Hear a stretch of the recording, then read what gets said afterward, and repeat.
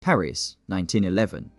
The summer hung thick with the scent of tourists and oil paint as crowds moved through the halls of the Louvre, the world's most famous museum. Inside, masterpieces by Leonardo da Vinci, Raphael, and Michelangelo adorned the walls, silently watched by guards and visitors. Among them hung one painting that, at the time, was admired but not yet mythic, Leonardo's portrait of a mysterious woman known as La Gioconda, or as the world would come to know her, the Mona Lisa.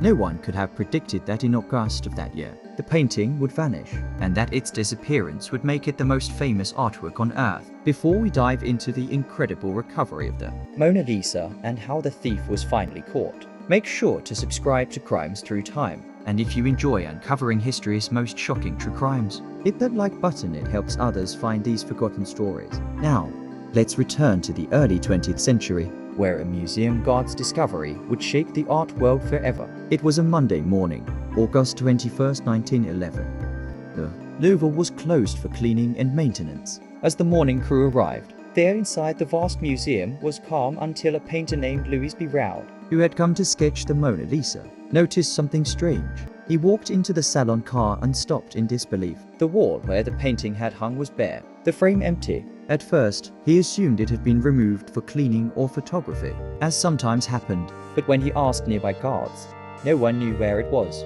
The confusion spread quickly, then panic. By mid-morning, the entire museum was in chaos. Guards locked the gates. Workers were questioned. Every corner, stairwell, and closet was searched. But the masterpiece, valued not only in francs, but as a piece of global heritage, was gone. News of the theft spread like wildfire.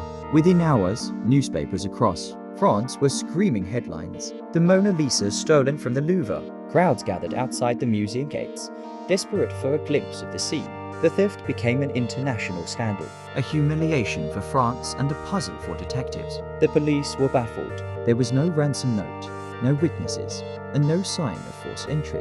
The thief seemed to have simply walked out. At the time, the Louvre was far from the fortress-like museum it is today. Security was lax, guards were few, and identification for workers was minimal. Police soon learned that dozens of laborers had access to the museum's halls and storage rooms. One of them was an Italian handyman and glazier named Vincenzo Peruggia. Peruggia was a small man, unassuming. In his late 20s, he had worked at the Louvre before installing protective glass on artworks, including the Mona Lisa. To his colleagues, he was ordinary, quiet, and diligent. No one could have guessed that he would soon pull off one of the boldest art thefts in history. In truth, Peruggia's plan was surprisingly simple. On Sunday, August 20th, he stayed behind inside the museum, hiding in a storage closet overnight.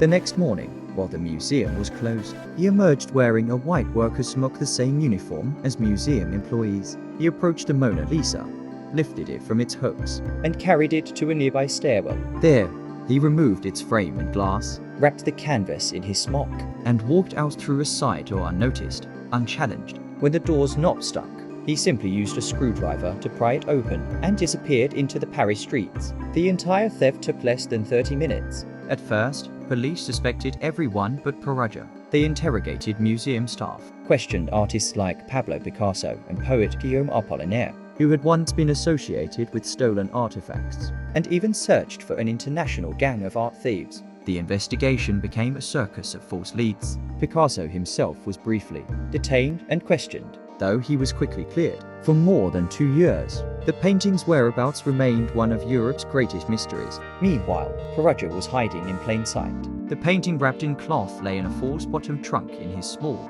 Paris apartment. He believed he was not a criminal but a patriot. You see, Peruggia had convinced himself that the Mona Lisa rightfully belonged in Italy, Leonardo da Vinci's homeland, and that the French had stolen it centuries earlier. His theft, in his mind, was an act of cultural justice. He was going to return the painting to Italy. For 2 years, he lived with the stolen masterpiece, occasionally taking it out to admire it, ensuring it remained safe. The longer it stayed hidden, the more valuable and legendary it became. By 1913, the Mona Lisa had been missing for more than 2 years. Rumors abounded. Some said it had been destroyed, others that a secret collector had bought it. Then, out of nowhere, came a letter to an art dealer in Florence. The letter was signed simply, Leonardo Vincenzo. The writer claimed to have the Mona Lisa and wanted to return it to Italy for a modest reward. The recipient, art dealer Alfredo Geri, was intrigued but cautious. He arranged to meet the man in Florence, along with Giovanni Poggi, director of the Uffizi Gallery. On December 11, 1913, Vincenzo Peruggia walked into Geri's office carrying a large trunk. Inside, wrapped in red cloth, was the missing Mona Lisa. As the men unwrapped it, they were stunned. There she was, the familiar, enigmatic smile, the timeless gaze, the painting the world had mourned. Geri and Poggi examined the work and immediately recognized it as authentic. They thanked Peruggia, told him they would verify it at the Uffizi, and invited him to follow them, all the while contacting the police in secret. Peruggia was arrested on the spot. When questioned, Peruggia remained calm, even proud. He claimed he had stolen the painting out of love for Italy, not for profit. I wanted to return her to her homeland, he insisted. Leonardo was Italian, and the painting was stolen by Napoleon. I just brought her back.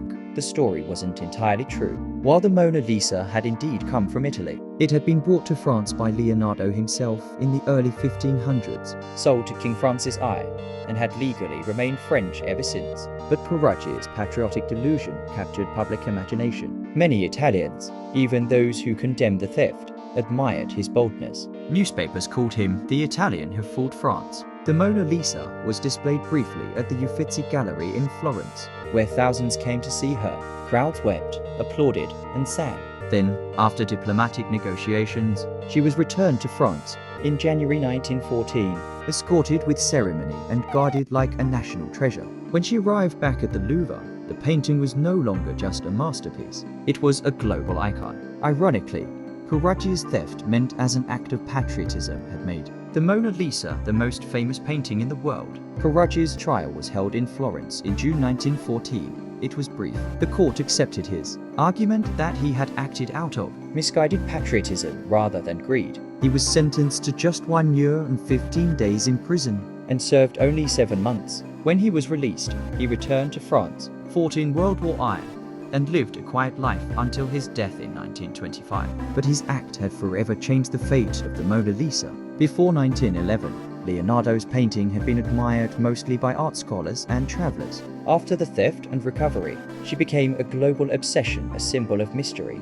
allure, and intrigue. Newspapers around the world had printed her image for years, turning her face into a cultural icon. When she was finally recovered, people came to see not just the art but the legend. The theft also transformed how museums viewed security. The Louvre, embarrassed and humiliated, installed stronger locks, alarms, and guards. Other institutions around the world followed suit. For historians, the case became a study in both crime and psychology, how one man's misguided belief could alter the course of art history. In a strange twist, the Mona Lisa heist proved that fame can sometimes be born from scandal. Her smile, serene and unreadable, became a symbol of endurance. She had been stolen, hidden, idolized, and returned. Through it all, she remained untouched, unchanged. Today, she sits behind bulletproof glass in the Louvre, protected by modern security systems. Millions pass by her each year, snapping photos, leaning over the rope barrier. Few remember that for 2 years, she was gone, and for one man, she was the symbol of a nation's pride. The irony remains poetic. It took a thief to make her immortal. Thank you for watching Crimes Through Time. If this story fascinated you, make sure to hit the like button and subscribe for more journeys into history's darkest mysteries. And tell us in the comments, do you think Vincenzo Peruggia was a criminal or a patriot who just loved his country too much? We'll see you in the next episode. Until then, stay curious, stay safe,